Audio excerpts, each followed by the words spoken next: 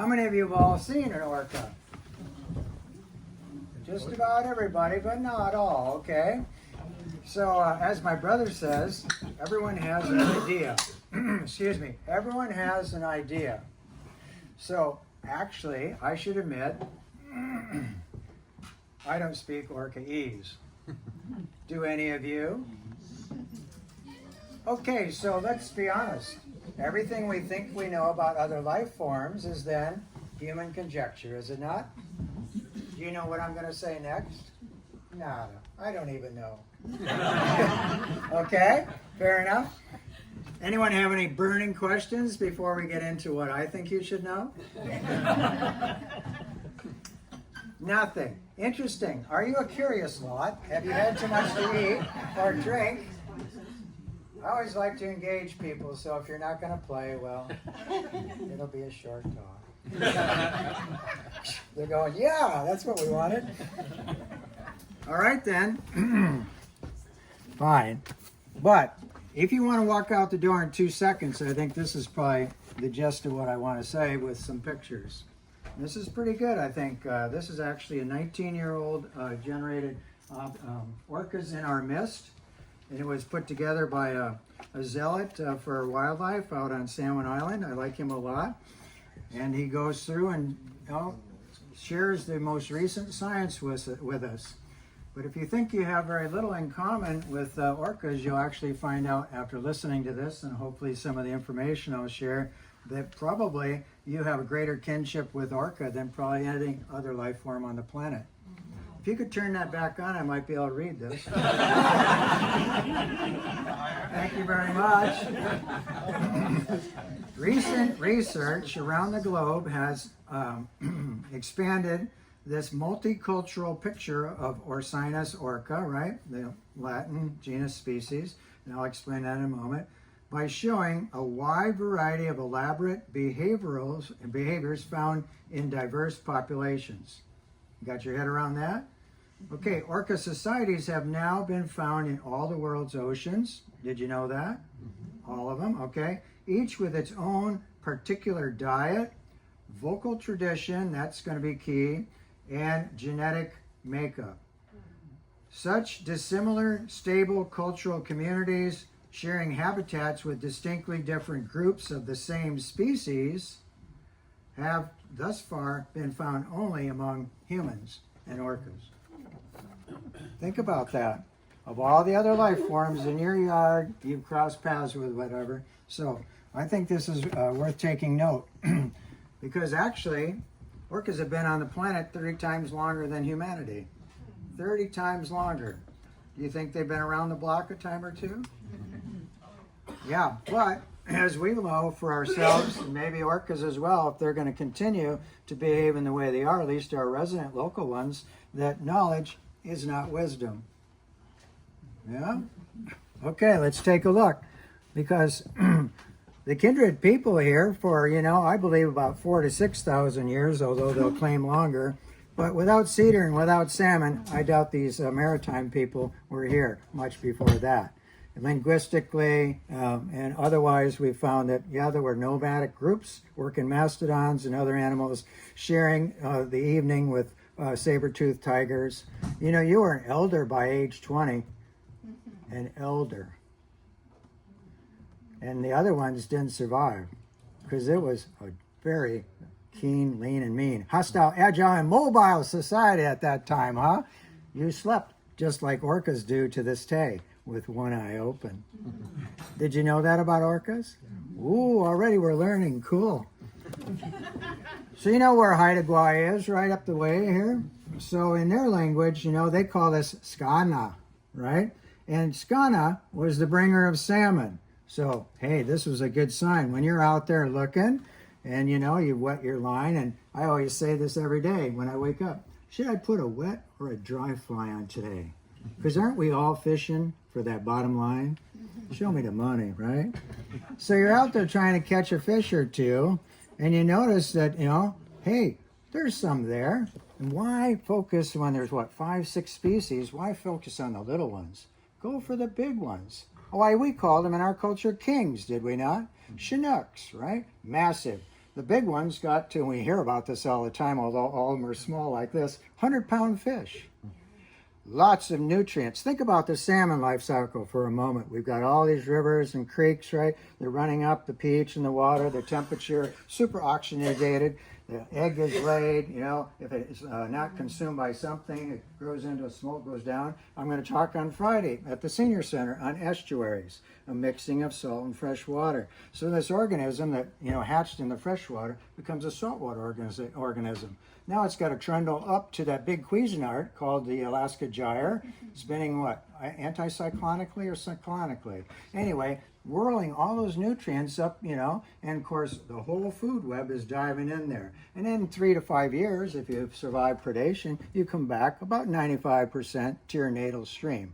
Except for when there was, what, a mile high of ice here, you might have had to go a little further south, why we have salmon in California rivers, right? These were inaccessible at the time, okay? So all that great nutrients and those big fat fish are going to be a target for somebody we know. And maybe they brought the salmon, maybe they followed the salmon, but to this day, right, these orca are waiting from oceanic fish coming, bouncing off that west side, southwest side of San Juan Island, all right, deflected, and let's, you know, gather them up. They were working in groups. And to the individuals in these 14 tribes here locally, speaking a Silesian tongue, right, and trade, then they noticed that they were cooperating, working to corral these fish, driving them into the shallows where they had no escape. We'd do the same if we were hunter-gatherers still. Huh? And then it wasn't in their minds, in their philosophy of life, that then these animals could transform and go up onto land and hunt cooperatively as well in packs of wolves. Huh? Think about it. And you smile. I see some of you smiling. And then return to the sea, back to your pod. Cool. Don't you wish you could do that?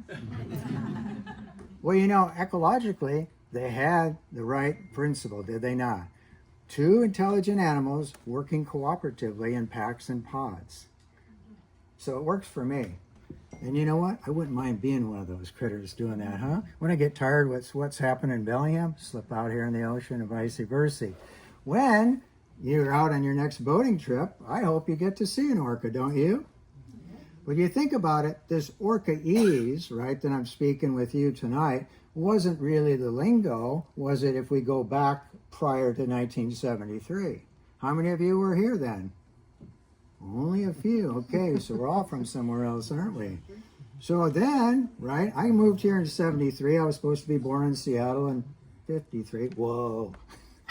Anyway, but during that time period, a lot of people on both sides of the fence were shooting these predators of fish. Because you know what? We don't know how to share, do we? We don't know how to share. So interestingly enough, you know, as this became, hey, they're black and white, they're entertaining. I think this conversation, when I'm done, will be for entertainment, not for education. I look at my whole career now, in reality, I'm going, wow, and I thought I was educating people. But when they jump out of the water, it's pretty impressive, is it not?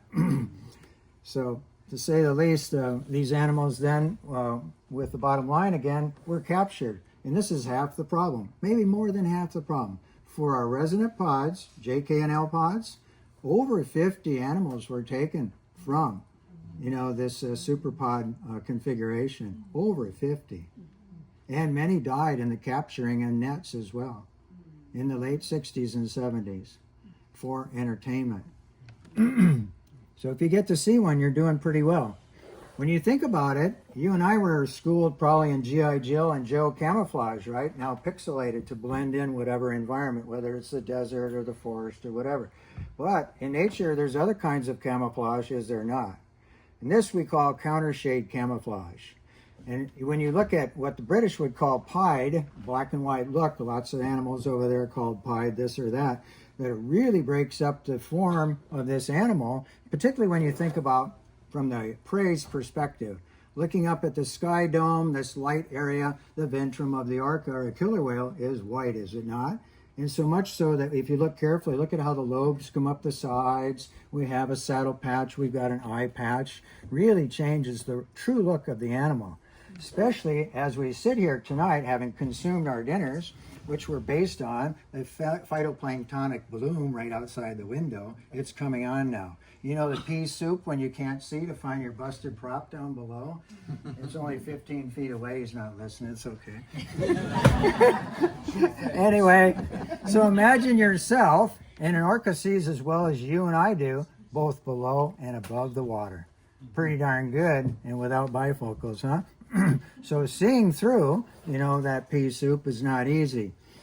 Currently, right, if you've been keeping up with this, you'll tell me, and I'm listening, all ears, orcas occur in all the oceans, and how many unique groups are out there? I like pop quizzes, don't you?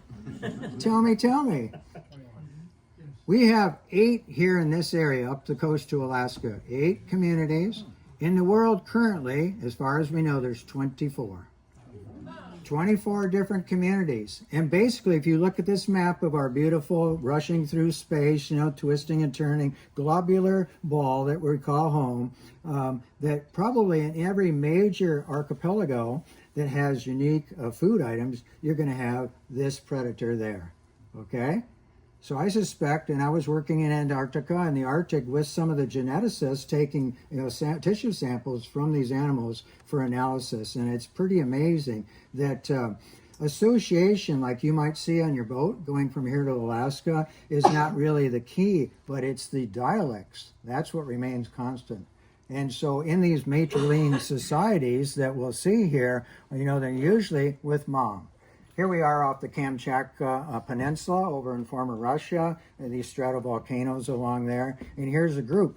If you look carefully, and you're a keener, I'll test the keeners in the group. What type of orca is this? Don't you love pop quizzes? Now look carefully. I should get out my pointer. What do we want to look at? We want to look at dorsal fin shape, height. We want to look at saddle patches, right? Here's an open one. See that little finger there pointing the way? See a finger and then a major. Our resonant orcas have that. Okay, here's a closed saddle patch. You can have young males, of course, who haven't sprouted their big 6-foot high dorsal fin yet. And they won't do that till they're, what, 15, 18 years of age probably. But you could have some young males in here as well as females. I see no calves, do you? Okay, so this kind of looks a bit like our, you know, JK and L pod members out here, which you'll probably recognize a space noodle, right? And so you'll know where you're at on the map, okay? Even if you drank a lot tonight, you'll know where you are. So what's this one doing back here? Tail slap, okay, or tail lobbing. How about this one? Maybe it was just breached and it's coming down with a big splash, all right? And they're cruising along. How fast are they going? About 3 to 6 miles per hour. But don't get lulled into complacency, especially if you're a big fat salmon, okay? They can do over 30, 33, 34 miles per hour when they want to. Probably like a big cat, right, in the African veld, you know? Can really go fast quickly, but then whew, burns out, right? So I got to cool it, man. So before you fall asleep, and I can see some working on it already, that interestingly enough, while we sit in these chairs, you don't have to believe this. Your belief system will dictate what you learn before you go out the door. But fish gave rise to amphibians, right? And then mammals and birds, and we were along that line, if you believe that. However, some animals decided, you know, there's so much competition on land, and there seems to be so few resources, I'm going to try a different strategy. I'm going to actually see about going semi-aquatic. And here's some of the animals that we have fossil record of, and people that specialize in this. Going back here, was just off the screen to about 50-some million years ago, right? We can see there was various animals that bring us down to a split between odontocetes, which are toothed whales, like dolphins and porpoises and orcas, right? And mystocetes, which are baleen whales. You with me? So 2 different strategies for capturing food.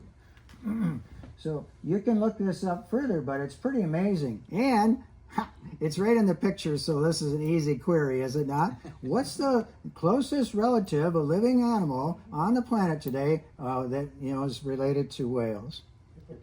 The hippopotamus. Can you get your head around that one? Pretty cool. So when we look at the deer tracks in our yard and we wish, like I said today, I had to sweep the poop off the sidewalk, that's okay. That these even-toed, ungulates, right, that tread on the land actually then gave rise to whales in the ocean. Pretty incredible. Maybe it's too far-fetched for some. That's okay. All right, so some of the families, anytime you have DAE after a name, it usually means the family. So we see the Mysticetae, the mustached whales, right? Those baleen, the toothed whales here. We come down, and a lot of people still can't get their head around that an orca or a killer whale is actually a dolphin, right here, the Delphinidae, okay? Arctocetae, guess what? You never know where you're going to find a pearl of knowledge. I was I kayaked out to Smith Island, you all know where that is, with my housemate a few years ago. Some big rollers out in the straits. The lighthouse that was at the west end was already undermined over half. But we climbed up inside it anyway, just to take a look.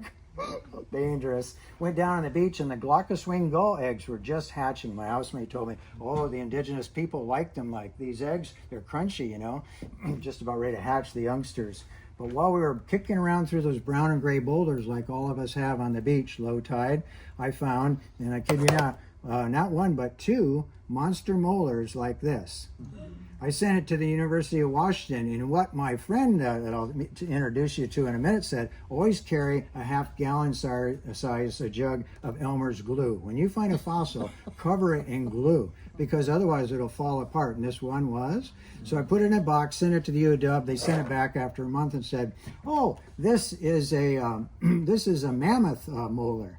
I thought, wow, pretty good, evidence. They were wandering around here, but you know what? Even the UW messed up.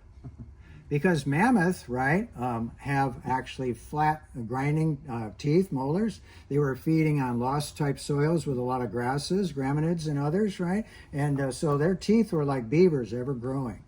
Whereas what I had found was like our own molars, only larger, was a mastodon molar. That same week they found a mastodon, a whole skeleton down by the Whidbey Island Naval Area. So they were out there. But the point was, I got off on tangent, didn't I? Arctocetae, about 30 million years ago, was then kind of this predecessor to baleen and toothed whales. And they were only about the length of your table you're sitting at, pretty small. But Dick Dobbs, this was the point, works at Space Copies in Squim. He was the guy that set me free. I went to the museum, I said, I found this big molar. And they said, go see Dick Dobbs. And he showed me in his office, his room was surrounded. If you ever walk out on Dungeness Spit, especially after a big northwesterly storm, that gravel cliff ravels off where you walk down, then you go out the spit. And he would always work that very carefully. And he'd find, fossil bison bones and all this cool stuff. And he said, hey, come and look at what I just found here. Arctocetae bones. Right there. That's about a 2,000-foot deep seam that the glaciers left of gravel there. So here we are getting into some familiar forms. If you want to leave early, I'll give you, if you can name this question or answer it correctly. How much does your brain weigh? That's only the first part of the question. About 3.5 pounds. Some may vary, okay, bigger or smaller. Doesn't mean you're any brighter or not. And who has the largest brain of all animals on the planet? Well, I mean, we're talking about orca tonight. Come on. No, sperm whales. But orcas are next. Orcas are next, proportional to our size with a 3.5 pound brain. And then you've got this, up to 30-foot long orca. Females about 25, 24, okay? That proportionally, they have the second largest brain. And their brains are about, orcas are about 20, 25 pounds. Oh yeah? Okay. And as many convolutions as you thought working the roundabouts in Bellingham. Okay. Kingdoms, phylums. You remember this? I remember it in biology class. King Philip came over for good spaghetti sauce, right? I could pass that test easy, right? And when we look at this, and Linnaeus named this animal in 1758, but at the time, actually, Orca was seen basically as the demon from hell. the killer whale, because all we ever observed them doing was with their massive teeth, 40 to 50 teeth, I'll show you in a moment, 3-inch long teeth, right? Just ripping things to shreds. That's why we're doing this program after the meal and not before. It would have been a poor appetizer, right? So just to be in the same ballpark here for the moments that we have together, here's some of the jargon of various parts. We looked in the mirror and said, yeah, that's a good name for that part and that part and that part. Are you pretty familiar with these features?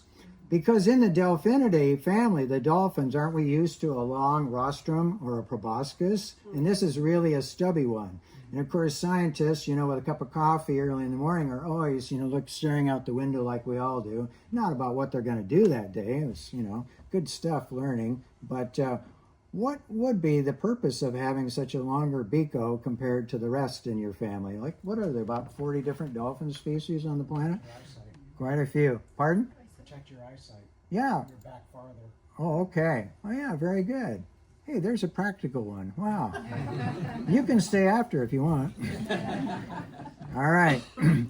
So hurling your body into the air, what is the function? Because in nature, there's really nothing is wasted. Think about it. In nature, if you've done any camping or spent extended times out there, very quickly you kind of shape up. Do you know they've done tests with your dog and your cat, and that once they realize, and they will very quickly, if there's no water in their bowl and there's no food in their bowl, and then you take them out and you set them free, and they can't get back to what they thought was, where they were fed and get their food.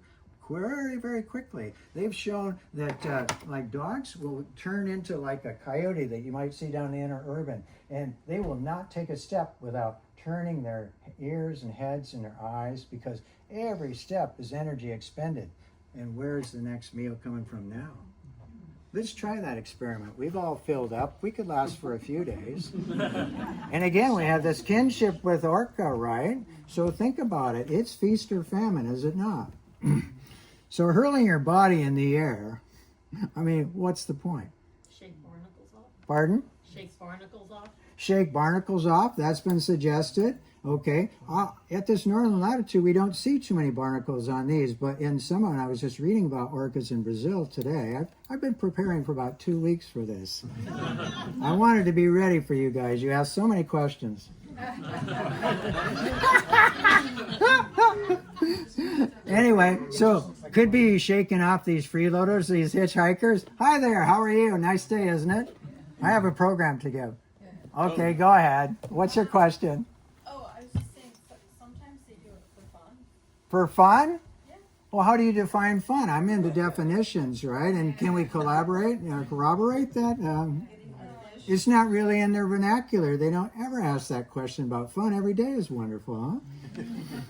Looking for fish. Well, there's multiple reasons, right? Percussive slapping has also been known, and we'll see this as we get into their foraging strategies, that confusing the prey, especially if they're a herd of people after a big meal in a small room. It's easy, right?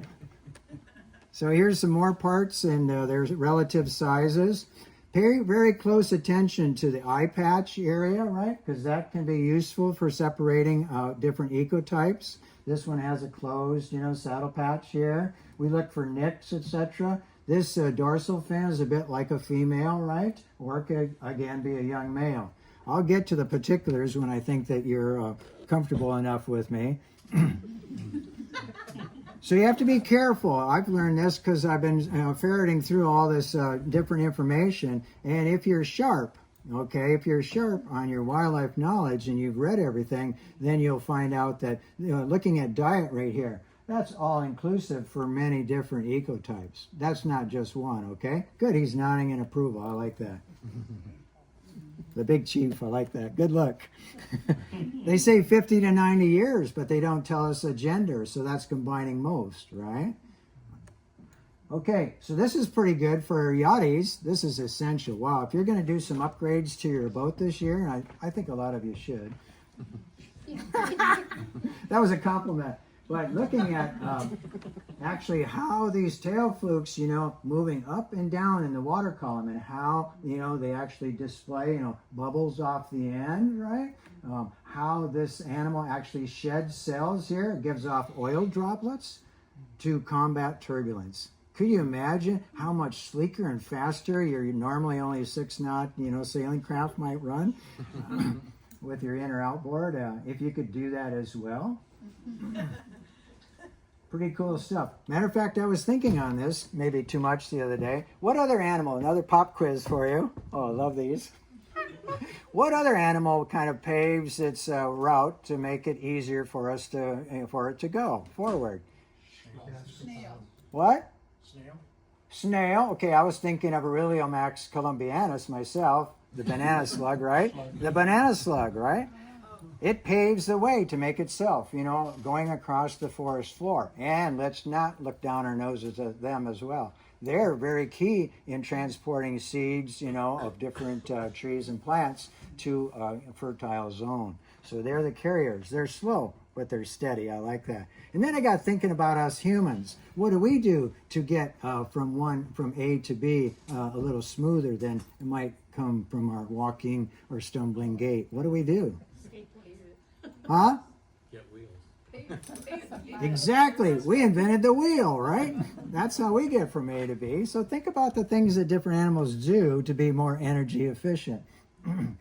So we already talked about brains here a little bit. Okay. Got all that. Very good.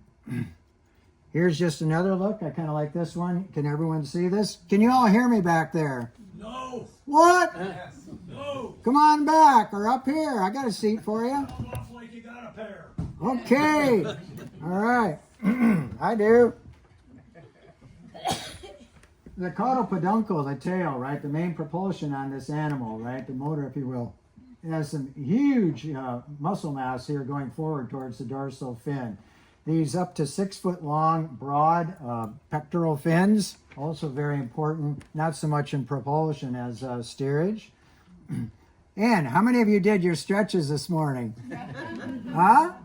Because really, in the air, right, on the land, right, terra firma, or in the water, you need to be very nubile, do you not? I do stretches every morning, and it really helps, let me tell you. I'm perfectly normal. Okay, so obviously a huge lung capacity, right? When they exhale, about over 100 miles per hour, right? Huge, exchange there. Massive heart for propelling this whole thing. Big stomach. How much food did you eat tonight? How many pounds? Very little, really. A couple pounds is all, yeah. So on average, if they could have their desires met, it seems like orcas would eat something like on the magnitude of 100 to 200 pounds. So in the good old days with big Chinook salmon, that would be about 29 to 34 fish. Wow, think about that. But then again, it might be a few days before they find another one. I had put in and I took out a polar bear because the polar bear is, I think, analogous. It's another, what should we say, apex predator. I mean, there's nothing to praise on orcas, right? They're the top banana out there in the ocean, as are polar bears in the Arctic. And yet both of them work this strategy of trying to, prey on the fat, the fattest animal they can find. Ring seals for polar bears, the pups are like 75% fat. Chinook salmon, 50% fat, big ones, right? Well, if you could still find those. So that's what you focus on and bald eagles do this. In the riverine guild out here, feeding on those spawned out salmon, they gorge themselves, and they believe that bald eagle adults, right, are cueing in the youngsters, which is happening here as well, on how to find food. They share, it's been shown at communal roosts, where's the food location. Ravens do this as well. And the next day, or day and a half, those youngsters are at the big piles of food. And they need to gorge themselves, fill the crop, just like you and I did tonight, because the more numerous gulls and crows will clean up anything else left. So when you fight a food bonanza, don't tell your friends. Just eat your fill. Okay, that's my strategy. That's my strategy.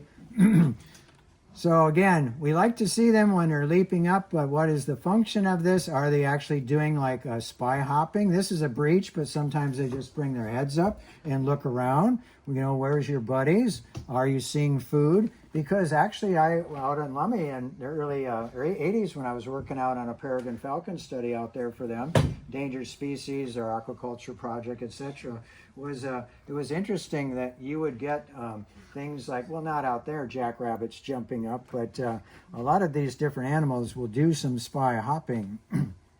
Ooh, and I thought this is a perfect shot. If you're going to spill your guts, do it with style, right? So these exploded views of thinking about how much is stuffed in not only this capsule on the screen, but yours as well. So what do we have for a small intestine? What's the length of ours? About 66 feet, isn't it? And orcas have one about 90 feet, and blue whales 195 feet long for their intestinal tract, right? It's a lot. Hey, for extra credit again, I'm always throwing these out there. What's this right here? Brain. Nope. Liver. Nope. Look it fits really nicely right here on top of the skull. The melon, right, we're going to go there in a minute. Thanks for that. Okay, the melon. Doesn't look like any cantaloupe or watermelon to me. This is key because just as you use tools, fork, knife, and spoon tonight at dinner, so do these animals. So if you're feeding on slippery fish, you're going to want a very sharp tooth, are you not? Okay? And even as I mentioned in bald eagles, they're the can opener that opens up the carcass of the salmon for gulls and crows who could only get the eyes and the vent. They couldn't get the rest of the good meat unless the eagle opened it up. So here's this, mostly fish-eating resident orcas with very sharp, pointy teeth. We get over to these transients, okay? And I'll explain this in a moment, why they got these names, but they're actually catching marine mammals, right? Seals, sea lions, things like that. So they have a stouter, shorter tooth. And how about this one over here? This was only discovered here recently as, 95 or so, that there's another population of orca that now they're calling the offshores that are out there, 20 plus miles that feed on a lot of sharks, sea turtles, etc. And their teeth get ground down. The indigenous people use dogfish or shark skin as sandpaper in their woodwork, right? So that's kind of hard on your teeth. So this is what happens to you. Don't become an offshore. Indigenous people of your gender, not mine, right? Chewing things to soften up the leather, so it would fit their, guy looking and feeling really soft. Chew their teeth right down to the gum line. So then they got done. They didn't have to, do that making of outfits for their friends. I took this picture down in the Beagle Channel of this orca skull with these very long. And so I would say, what do you think this animal eats? Fish? Marine mammals? Or sharks? Fish, that's right. There's some people paying attention here. 3-inch long, sharp teeth. How are we doing? Are you interested or are you bored? Is it okay? Are you learning anything? Nothing? A couple things? Okay. So what happened here? Who done it? Take a look. We just talked about teeth. Huh? It could be. It could be. Look at this chunk out of this tail fluke. I believe this is an orca, right? A killer whale. I'm going to say that it's a cookie cutter shark. Okay? Because in the tropical waters where there's less orca, they do feed on a myriad of tropical fish, and usually in the process they get nailed by cookie cutter sharks who take a chunk out of them. And did you know, while we're on sharks, that orca killer whales are the only ones usually that take on the big great white sharks, and the orca usually wins. Well, how about that? Try that on. Hey, here's a curiosity. I always get asked when I'm working in the Arctic or Antarctica on ships, how is it that gull can stand on that pack ice and not, have frozen feet, frostbite? How is that? And only in about the last 12, 15 years has we, as a species, got onto what's been happening for millions of years. This is called counter current circulation. Notice how the red color-coded for us, the arterial outflow from our heart, is right next to the returning right venal flow. And so there's a mutual benefit both directions. And really all you have to do, as far as the foot on the ice, right, is keep that 1 degree above freezing and, you know, the problem's solved. Pretty cool, huh? So when you think about, if you and I dive out here, what's that water temperature Fahrenheit? About 47 to 52 degrees on average. Woo! And you see my build, even after that big, beautiful meal, thank you very much. I've been in the water, and I can tell you that I probably was half wave, half human at Cape Flattery after surfing, but I did fine the first day, but the next day I lost it. And I did my rescue method 3-4 times and gave up. I just crawled on the back and paddled my kayak full of water to shore. And I know that I was half wave, hypothermic, because I picked up the back of my boat and cracked my bow because it was so full of water it busted. Duh! But I'm still here, aren't I? And just the same, no damage done. Okay. So this is important to you for not overheating and staying warm in cold water, to have this indispensable fat or blubber layer, right? On bigger whales, you know, you might see, has everyone heard of the bowhead whale up in the Arctic? I mean, huge arching gape. It's a kind of a scupper. It, you know, skims the surface for, phyto and zooplankton. You know, it has, 8, 10, 15 foot long baleen plates on it. Incredible, right? They have 17 inches of blubber. Could you imagine? Here, orcas have usually around here, about 4 or 5 inches of blubber. Here's some of the antics that, the kids squeal for, and even us, we enjoy, but it's kind of, again, good for jargon to know, what the different parlance is with the different groups. So they're doing these different antics probably for a reason. We've heard some explanations in the group. Here's a classic, what? What are they doing here? Spy hopping, right? Scammons down here in Baja, trying to kill gray whales, right, with their, that was a calving area. They call them the devilfish, the gray whales. Have you ever been down there? You go out a mile in the water and you're only waist deep. And you'll see an adult female turn a 180 in that if her calf is threatened. And she would charge, these whalers trying to, spear, young and old along. So what's happening here? You kind of go out and set up a kind of a little formation, don't you, sometimes? And we see the jets going over at big events. The Super Bowl is coming up, right? So here they're actually deployed out in a bit of arrayment here, searching the waters. Doing this 3 to 6 miles per hour, but basically looking very hard and listening, for their prey. Diving down occasionally to see what's below the surface, and again into that murky water indeed.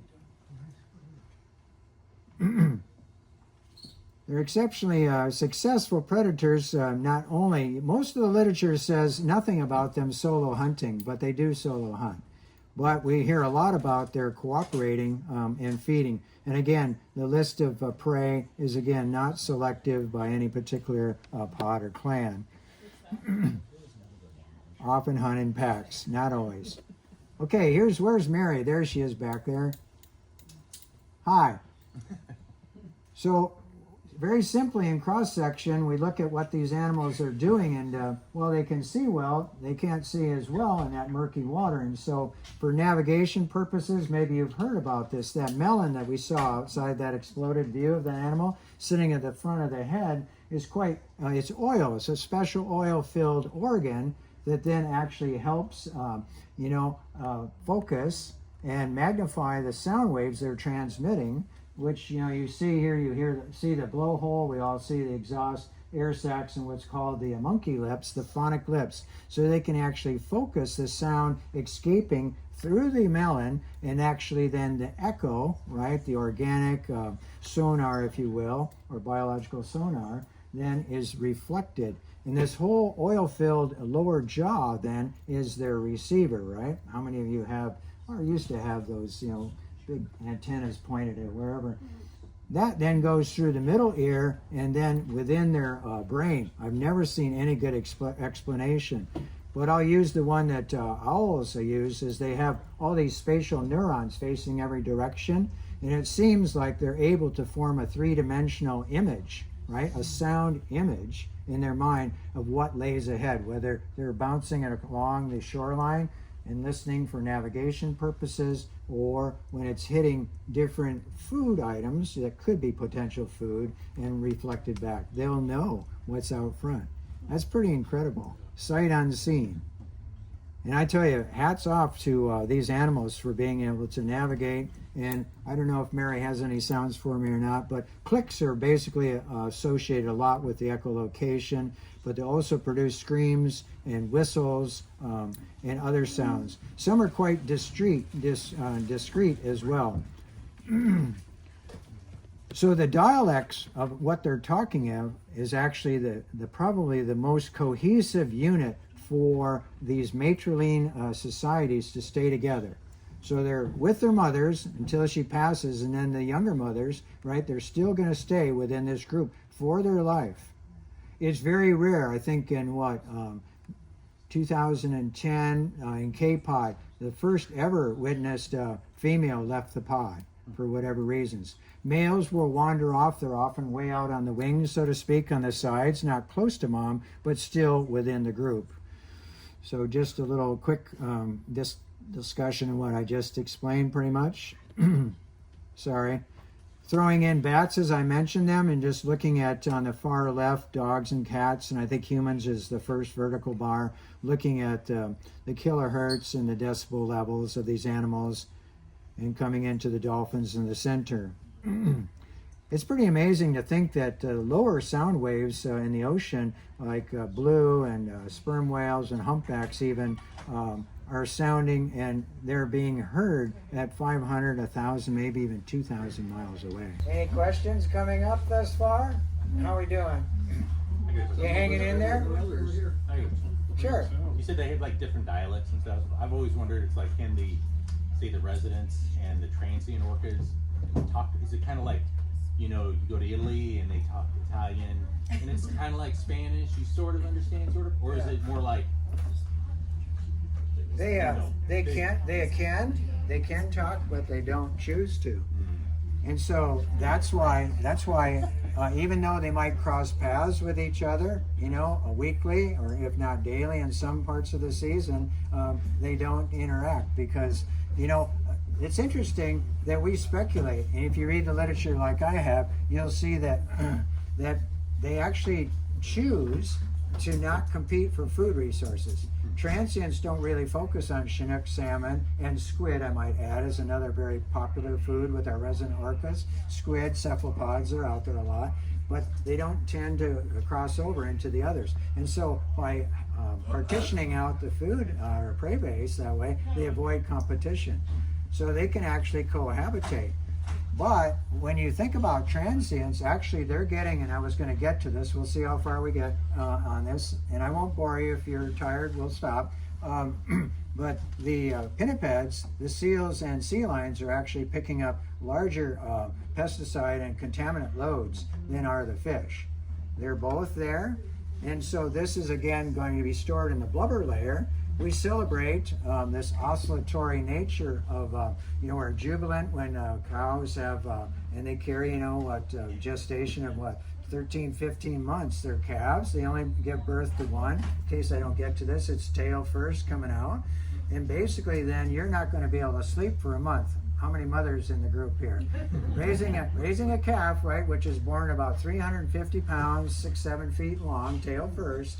Now it's there, and with your mammary muscles, you can squirt milk, which is very butterfat rich, into its mouth, and it's going to feed 2 or 3 times every hour around the clock. Okay? So while you'd like to sleep, it's essential. Orcas sleep about 5 to 8 hours per day. Okay? I might get to this visually or not, or I can explain it. But it's interesting. They turn their heads. They're unihemispherical. Try this tonight. You're breathing right now, right? And it's happening. But actually, these are voluntary breathers. So they can sleep at the surface, but they can only rest half of their brain at one time. So usually they close the eye, tip their heads, and this part, stays active, and so they will know to breathe so they don't, drown, and they'll just float along. They can also, if they don't like that strategy, go to the bottom and stay down there, for 15, a half an hour and sleep, right? They can hold their breath that long. But then if you want to rest the other half of your brain, you have to do this. But you keep one eye always open so you can see what's going on. So your half of your mind is still active, but the other half is resting. I think it'd be great as we get older. It's hard enough to get a full 8 hours of sleep, so maybe I'll just do half, during the day. I'm actually doing it right now. You didn't know. How we doing? You got a little more in you? You want to go a little further? So just to show you, one of the biggest challenges for the orcas or killer whales here locally is dealing with, if you are locating food, which is hard to find now, okay, very hard to find any salmon. There's lots of projects, only 22% of all the proposed salmon enhancement projects are getting any funding, if you're looking for a good project. Less than a quarter are getting funded to return salmon for these salmon eaters. And if you're using echolocation to navigate and find your food, look at the competition you have. And we're all part of this diagram right here. Okay? I talk too much, I know that. Okay? But look at these sound waves going out. The really bad ones are the big military ones. Whoa. I mean, dolphins, you've probably read about this. I mean, they're losing, their ears. Their eardrums are being destroyed. Yeah. Gray Volkswagen needs to move. A gray Volkswagen would like to be moved. Thank you. So here's a strategy that's used by North Atlantic type 1s, ecotype 1s, that are then with, these big powerful flukes, and you have different nomenclature used, chasers or callers, but they're using sound, and sometimes pulses of sound can kind of stun these schooling fish like mackerel and some of the cod species into these agglomerations.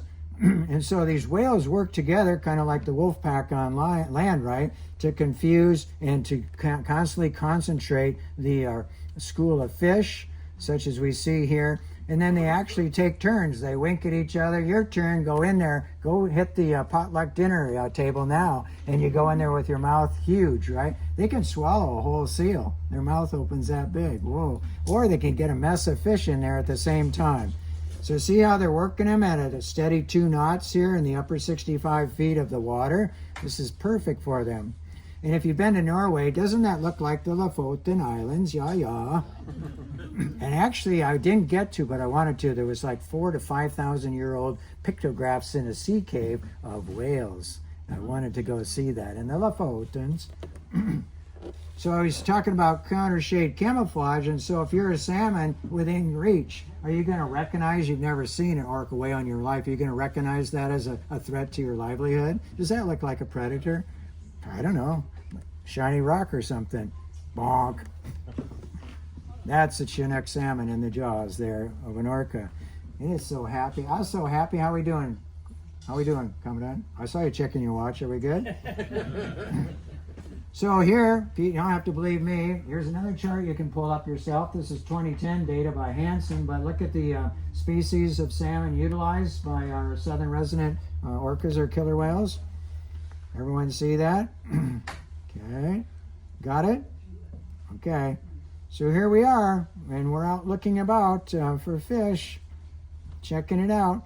But sometimes when you've had your fill of salmon, and this doesn't happen much anymore because most of the orca are going hungry, I believe, that you don't see what we call a superpod greeting anymore.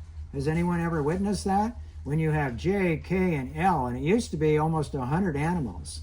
And now we're down to 73 for all 3 pods, okay? So they are out there and they're going to kind of line up, and then they kind of get cavorting because I haven't seen you in weeks. Wow, what's happening?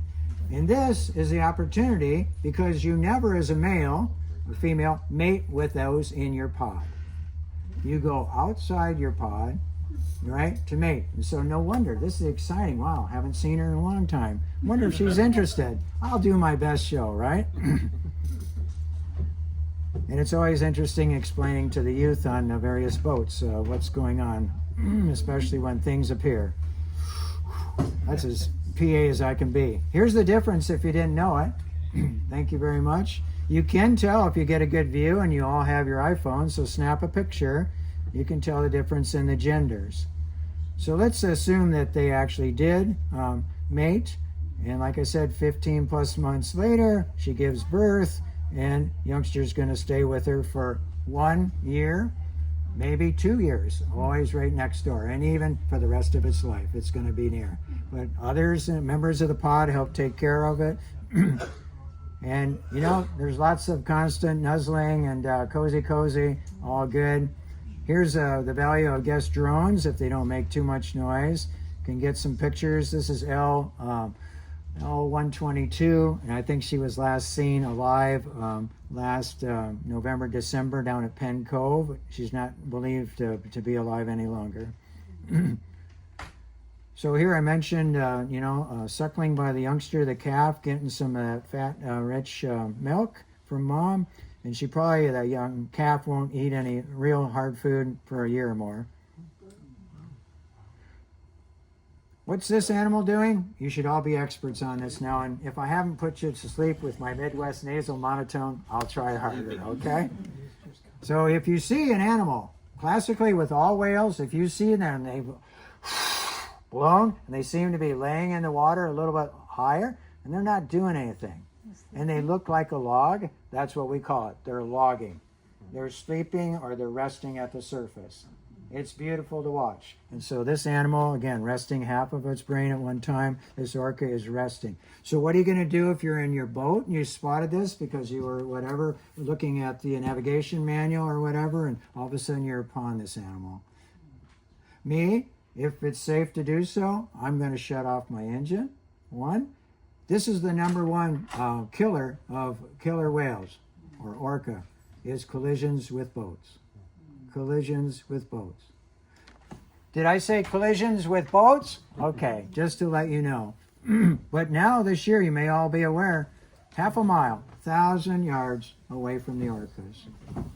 To give them their space, right? It seems ridiculous. The whale watching industry will probably go belly up because, what are you going to pay? How much money to get 1,000 yards away? So, my friend Peter Capon was the director at the Whale Museum back when we had, I forget the governor, but able to get Limekiln Park as the first in the United States whale watching viewing point. And really, if you want to see certain behaviors like kelping, certain pods do interesting things. Maybe you've heard up at Robson Bight in Canada, where they have the rubbing rocks at Bartlett Cove, right, just south of the ferry. Well, our animals are ours, right? The animals that are here are more likely to do tactile things like taking their dorsal fin through the kelp. That feels good. They like it. So kelping, we call it. And Limekiln's a great spot to watch it. Macrocystis leuciana, right? The bull kelp. Lots of it there. And I get this every year. What's this? Really kind of slow, you guys. Jeez, I thought we were doing so well, too. Every ship I work on, I always get, baby orca. Wrong. Okay, you're shaking your head left and right. What is it then? Violet whale? Wow. What? Okay, you're doing some there'll be a slight homework assignment. Right? We'll reconvene. This is a doll's porpoise. Notice the dorsal fin, white, triangular. These guys can do 30, 35 miles per hour. They're the ones that send up the rooster tail, and they're out front, several groups of them, right? And actually, orcas can capture them. Usually, it's the transients, Bigg's transients. Michael Bigg started his work in the early 70s in Canada, and the Canadian government said, can we continue to allow the capture of orcas, 15 animals per year, for the SeaWorld or other captured marina projects? And Michael Bigg started at the north end of Vancouver Island, and he started noticing associations. So he used the alphanumerics. That's A, B, C is coming south, and when he got to our area, J, K, and L. Pods, that's how they got named, right? And his findings, and all the scientists are even amazed, that after 3 years of doing this, and Ken Balcom at the Center Whale Research joined him, as did Graham Ellis and John Ford, all big names in orca realms around here. They all concluded about 300 animals, which is just about dead on. So imagine, that's in 8 different groups here, and harvesting 15 a year. You can't support that. And really, these animals here are probably still struggling to recover, even though that was happening right up until 73, I think, capture of animals. So Dall's porpoise I just mentioned, ripping along fast. Harbor porpoise, you all know this one, right, too? Very slow moving, about 5 feet. There used to be a lot more numerous here, a fish eater, also at low numbers at this time. Have you ever seen this one out here? Usually in big groups, very fast, Pacific white-sided dolphins. Gorgeous animal. And do you know this one by now? Yeah, very good. So I just wanted to maybe, finish towards the end here, just looking at what now are called populations or, communities. The matriline, right, like J2, Granny was thought, to be 90, although the zealots out there in San Juan say she was over 100, but we don't really know when she was born. So excuse me, that sounds sensationalized to me, so I'm a pragmatic sort. Here's the explanation. So you look in the literature, you'll see cultures and communities mentioned quite a bit now. Was that enough time for you all? Can you still not hear me back there? Mas o menos. So would J, the pods locally would be considered a clan? Yeah, by that definition, right? Related pods that have overlapping ranges and occasionally mingle. Yes, J, K, and L would fit that. Okay? Pretty good. Thank you. The orca that was carrying the dead baby. Okay, so J35 Telequa, right, who in 2018 carried her young offspring, right, for 17 days, 1,000 miles she swam.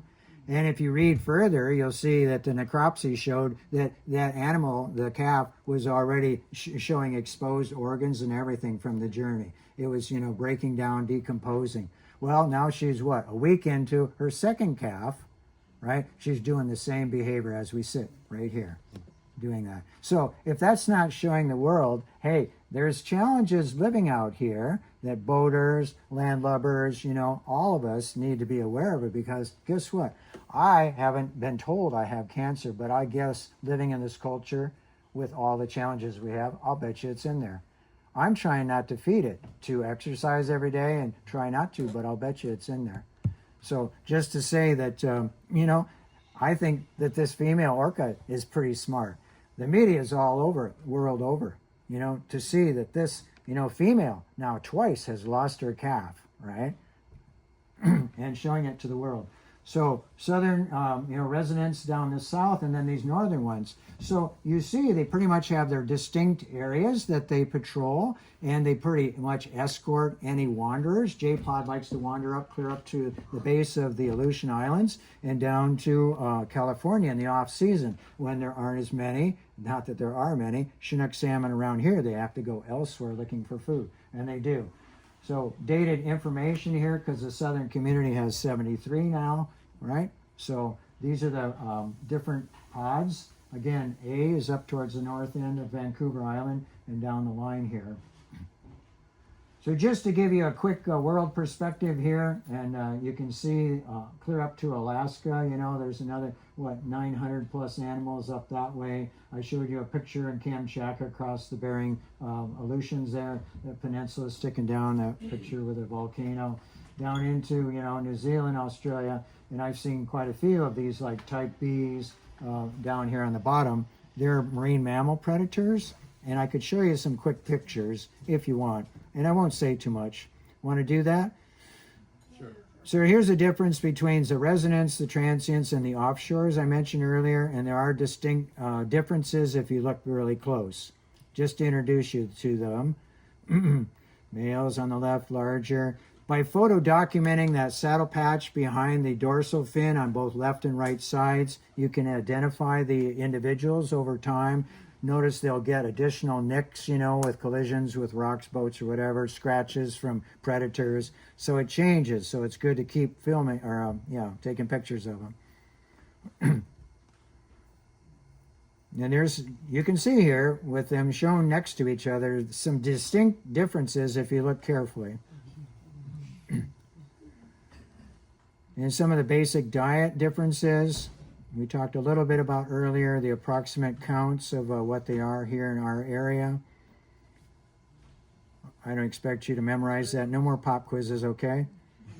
So here's what the Center for Whale Research and the Museum, they're working with this and doing education with not only boaters but all people. These big animals coming right at you. I don't know if you've ever had this experience, but it's a very humbling one. Imagine, you're this little harbor, porpoise right here, less than 5 feet long, and you kind of notice that, something's happening behind you. You don't know what's going on there, but chances are you're going to get eaten very quickly. The orca's tail, the caudal peduncule, is so powerful they can flip 600-pound animals up in the air like this. And they do this, I believe, to soften them up. So when you see a lot of seals up out of the water, probably, they're being patrolled, such as this, right? So these are transients then, ecotype Bs, and they're marine mammal specialists. Okay, that's what they do. And guess what? They don't talk nearly as much as me or the residents, okay? They're very stealthy, like I opened it. Orca, stealth of the sea, right? They stay very quiet. They rarely celebrate, and when they do it, after a big meal, right? Not before. Because guess what? The pinnipeds have very good hearing, too. Fish have less great hearing. So these orcas that are pretty chatty Cathys, pardon my French, and look at this. This orca took on this humpback whale. Now that is pretty ambitious, don't you think? And here, again, I saved this for after dinner. There's a slight reddish color. I don't know what that's from. So if these whales and big transients do go clear down to Monterey Bay, look at the diverse prey that they're utilizing and the percent that those animals play in their daily diet. Pretty impressive. I don't think, like you and I were talking about during the break there, that Chinook specialists are going to be around longer for a number of reasons. Not only collisions with boats, contaminants in the water, low prey abundance, but being so selective. In the last, 10, 15 years, we've had 3-4 record runs of sockeye. Pardon my accent, but it'll make a point, right? That the local residents said, oh, no, we couldn't possibly eat a sockeye. We're Chinook specialists, right? And, hey, they missed a lot of food. How long can you put up with that? You're going to have to diversify, go elsewhere, or whatever. Hey, are you with me? This is an upside-down orca, isn't it? Okay. Is it a male or a female? Female. All right, very good, right on. Pop quiz. I lied. That was another one, wasn't it? So sleeping, we talked a little bit about the duration and how they do that. I won't spend too much more time there. Object on the left there is one on the bottom sleeping. Here's one at the surface.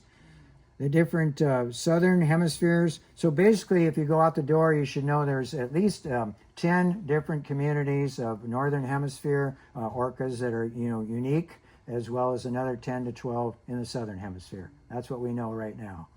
Okay, and again, they don't mix. They stay separate. Just some shots from when I was in Antarctica. See this diatomaceous? A diatom is a unicellular algae, right, that grows, part of the phytoplanktonic food base out here. So you see it growing. Also, these whales will slough skin. There's some off the coast of Brazil right now that are probably shedding their skin. They'll also give birth in warmer waters. But they're pretty cool. This is a ecotype D. You see how small the eye patch is? Okay, kind of specialists as well. Little cavortin. So we see A, B, C, and D's down there in the southern. And notice how the type B's, C's in the middle there, they have kind of a, beigey type capes and a lot of those diatoms on them. Here we see them again. Closed saddle patch, type A. Did you see Happy Feet? One of my favorite movies. We always showed this in Antarctica, right? Robin Williams. Yeah, man, he was a rock hopper and it was pretty good. Yeah, I loved his voice and all these Adelie penguins. And sure enough, I've seen this myself, orcas coming in and eating them when they jump. And so if you're starting to get a nudge from behind, resist, right? Someone's got a plan for you. So some more type Ds, it looks like. Here's that type B, and there's a smaller one called a Gerlache type B orca as well, but marine predators also will take on whales. Here I mentioned them flipping pinnipeds out of the water. soften them up a little bit, because you know what? Pinnipeds have sharp teeth too. And so orcas are smart. Why should I, get injured in this? I'll just beat them up with my tail first before I go in for the big bite, huh? Incredible, though. Impressive power. I've seen this on the coast at Valdez Peninsula in Argentina. The orcas will come right up on the beach and grab these unsuspecting animals right off the beach. I watched it. And I watched, two females come in from either side, and the pinniped, the seal, had to jump out of the water as the whales went right by on either side.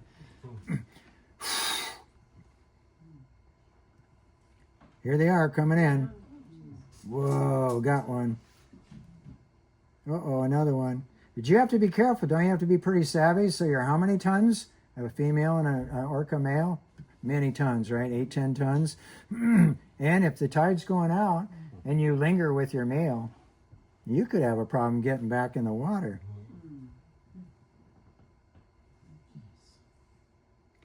So here's pretty good. You're probably all ready for a nap. This is a Weddell seal. Have you heard of them before? So seals use their blubber layer to stay warm, whereas sea lions use their fur, okay? So that's the difference. They have blubber too, but seals, and what I've learned, is that if the wind's not blowing, you'll get animals hauled out, like we see on the pack ice right here. And you can yawn, but you have to be alert. Keep one eye open always. We had a group of ISAC's Colorado skiers, and all we did basically with our Zodiacs is took them to the next ski spot. But I said to the leader, I said, hey, I can hear and see orcas out. I mean, it's the pack ice. It's as bad as you. Now I'm trying to get my Zodiac between you ice blobs there, right? Take that nice. And I said, do you want to go see it? And they said, yeah. So I took them over, and we didn't get quite see that, but here's what we saw. Right? A crab eater, or maybe it was a Weddell seal, I can't remember, was on the pack ice, and the orca are all sussing it out. And then they put it in reverse, beep, beep, beep. And they come charging in like this, and they coordinate this, and they will flip their tails, right, and create this massive wave that swooshes the animal off the top into their waiting jaws on the other side. Whoa. Or they'll actually come up, and I watch this, they'll tip the ice floe, several of them, and the seal will slide off into the mouth. What was really interesting, we got to witness it all, and 12 guys, or 10 of them, they're all taking pictures. And then, as we're watching all this, and the seabirds are diving out and picking up the scrot, pieces and everything, I calmly said, because I had my hand on the tiller, I'm going, shh, I'm totally surrounded by ice. I can't go anywhere. And 2 orca came up right beside us, about 4 feet away. And you could see them turn their heads and look at us. And you know me, I like to have a good time. So I said, do you think they know the difference between 10 vertical objects in black and 1 on the ice? And they're all like looking at me. Get us out of here. No place to go. So taking on gray whales, right? Plunging them. Trying to starve, for air. The youngsters, we're almost done here. There's the youngster. Here's mom, right, and her calf, the orca, leaving the little baby gray whale alone. It's so happy. Some more type Bs. Here's a sperm whale, and usually orcas don't go after them, but they'll go after their calves. Actually, if you look closer, I think this is a humpback calf, but just to make the point that the orcas are stealthy. Even taking on dolphins. So I wrote a poem about this when the predators, the orca, become prey, because Oleg Portenko, my Ukrainian favorite skipper, have you ever had a captain of a 325-foot vessel take your duffel bag down to the dock for you? Pretty good, huh? Like a brother. He was a cool cat. That was in Arcuria, Iceland. So anyway, we're stalking the predators, getting some great shots. Hey, here's one more thing, don't forget. See this calf on the left of this back animal here? Underneath the water, can you see it? Right here. Here's its tail. Here's the calf. There's the mom. That's what we call the echelon position. So if your boat is dragging butt this summer, just get in the echelon position and draft, that bigger boat, okay? That's the thing to do. Save gas and all that. Youngster Stan. Hey, would you like to be fishing in Antarctica? Oh, no, thank you. So those ecotypes down there. So back to ours. Here's the captive project for taking our local resident orcas, to Marine World, etc. This is what it kind of looked like back in the 60s. I myself, my grandmother in Florida, took me to a Marine World thing. I can't believe I'm saying this. But here I am, a little butch-haired guy, skinny as I was back then, and I got the shortest of 6 kids that wanted to do this straw, so I got to take the fish about 10, 12 inches long out of the bucket, walk up the little sacrificial Mayan temple stairs, and hold it out there for the orca. And the orca came out of the tank. It came up all the way to my arm. I thought it was going for my head, and then as it fell back, it took the fish off my fingers. Wow. Whoa. Thanks, Graham. Okay. So the research beginning in 76 locally. You've seen I've worked as naturalist on these boats, right? The hopping, here's lime kiln. Here's some of our local resident animals. We talked about superpods in meeting, right? Doesn't happen much anymore. They're too busy trying to find food. Here, from Ripon College, these graduate students working with Bob Otis, on some of the acoustics of these animals, some papers you can find online. I've kayak guided for many years, probably 3 decades plus, and you get this experience, and it's pretty wonderful. And just to see what's happening out there. But let's talk about, and here it is in graph form, kind of what's happening. We saw a return to about 98 individuals, and now it's been falling down in a trough, a little recovery, and heading on the way back down here as well right now. So challenges, and as we all know, we're part of this, what I call Van Diego, Vancouver, BC to San Diego. I-5 is Main Street of this Pacific city. And we generate a lot of stuff that's not healthy for any of us. And so it's going to be biomagnified up the food web. If you haven't learned or been exposed to this before, that it then gets concentrated in the most lethal levels in the larger apex predators like orcas. Here we can see that different tiers or strata from, again, microscopic to megafauna. And interestingly enough, then from those blubber layers, when mom gives birth, she gives a gift unforeseen to the calf of those contaminants that they get inherited. And just to see some of the levels, transients, again, I was telling you about how the pinnipeds have higher loads than even the salmon that the residents are eating.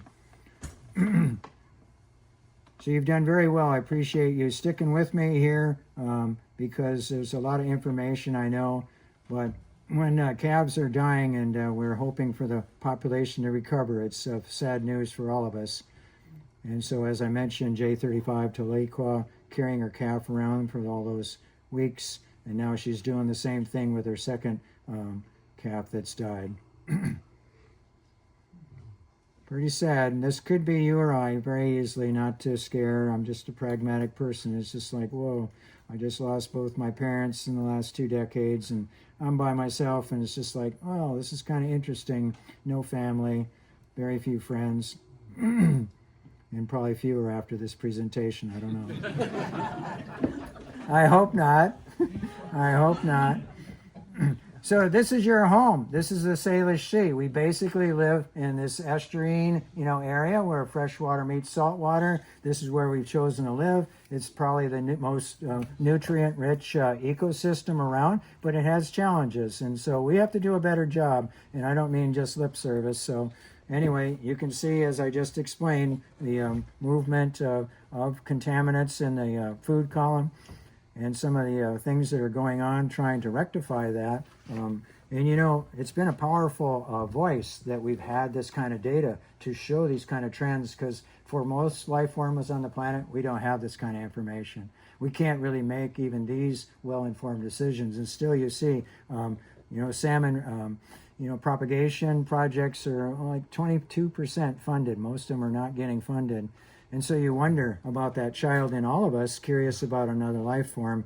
Just, how much longer can we have this conversation? Because each day we have a more depauperate planet. And I like to talk to kids because they're our future. We're all kids, but I have to out-weird them first.